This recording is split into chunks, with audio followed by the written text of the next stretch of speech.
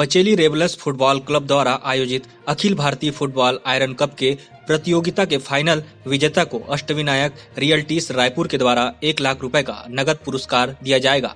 उपविजेता को सुमित सरकार भाजपा मंडल अध्यक्ष बचेली के द्वारा 50,000 रुपए का नगद पुरस्कार दिया जाएगा। इसके अतिरिक्त विनर एवं रनर ट्रॉफी श्री लक्ष्मण नेगी रायपुर छत्तीसगढ़ के द्वारा दिया जाएगा, जो 21 दिसंबर को फाइनल में विजेता और उपविजेता रहेगी। 5वें दिन प्रथम क्वार्टर फाइनल मैच में कलकत्ता और RMKM नारायणपुर छत्तीसगढ़ के मध्य खेला गया। मैच काफी रोमांचक रहा। दोनों ही टीम के खिलाड़ियों ने अच्छा खेल का प्रदर्शन किया। फर्स्ट हाफ में नारायणपुर ने 1 गोल कर 1-0 से बढ़त बना ली। सेकेंड हाफ में एक और शानदार गोल दागकर RKM नारायणपुर 2-0 कलकत्ता की टीम पर हावी रही। जर्सी नंबर 10 को मैन ऑफ द मैच का खिताब दिया गया। महेश ज्वेलर्स की ओर से चांदी का सिक्का दिया गया। द्वितीय मैच रियान सेंचुरी मुंबई और NFC बचेली टीम के मध्य द्वितीय क्वार्टर फाइनल मैच खेला गया।